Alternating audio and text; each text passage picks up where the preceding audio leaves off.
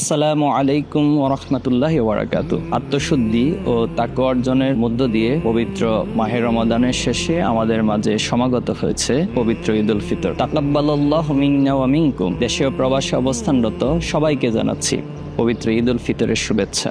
ঈদ মোবারক।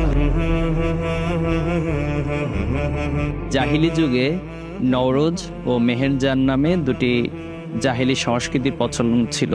রাসূলুল্লাহ সাল্লাল্লাহু আলাইহি সাল্লাম মদিনা হিজরতের পর দ্বিতীয় হিজরিতে ঈদুল ফিতর এবং ঈদুল আজহার সংস্কৃতির প্রচলন করেছিলেন।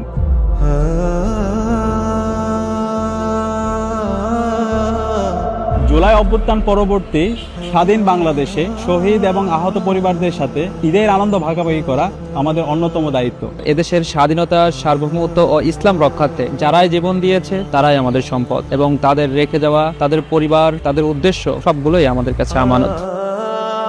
ফ্যাসিবাদের সুউচ্চ অট্টালিকা ভেঙে তরুণরাই বিনির্মাণ করেছে নতুন এক বাংলাদেশ। তরুণরাই পারবে আগামীর সুখী, সমৃদ্ধ এবং ইনসাফপূর্ণ একটি বাংলাদেশ বিনির্মাণে। তরুণরাই বাংলাদেশের মানুষকে প্রকৃত ঈদের আনন্দ উপহার দিতে পারে বলে আমি বিশ্বাস করি।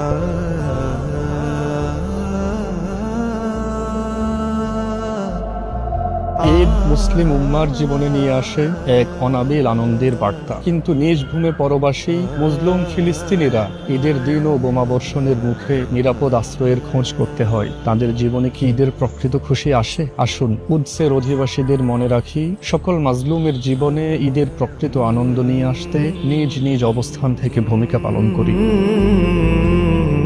ঈদ মানবতার জন্য সম্প্রীতির বার্তা নিয়ে আসে। পারস্পরিক সৌহার্দ্য, সহমর্মিতা এবং উদারতার মাধ্যমে আমরা গড়ে তুলি সম্প্রীতি এবং ঐক্যের এক নতুন বাংলাদেশ।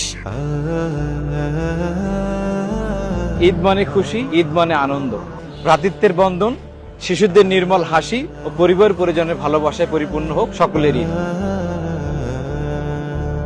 বিশ্বব্যাপী ভ্রাতৃত্ব এবং ঐক্য সুসংহত করতে মসজিদ হতে পারে অন্যতম প্রাণকেন্দ্র। মসজিদেই হোক ইসলামী সংস্কৃতি চর্চার অন্যতম স্থান। মসজিদ হোক শিশু মনে ঈমানের বীজ বপনের অন্যতম স্থান। মসজিদে যুবকরা আসবে, জ্ঞান চর্চা করবে, গবেষণায় নিমগ্ন হবে। প্রবীণরা তাদের অভিজ্ঞতা এবং ইসলামের আহ্বান পৌঁছানোর জন্য তারা আসর বসাবে। এর মধ্য দিয়ে ইসলামী সংস্কৃতি এবং সভ্যতার প্রাণকেন্দ্র হিসেবে মসজিদ পুনরায় প্রতিষ্ঠিত হবে ইনশাআল্লাহ।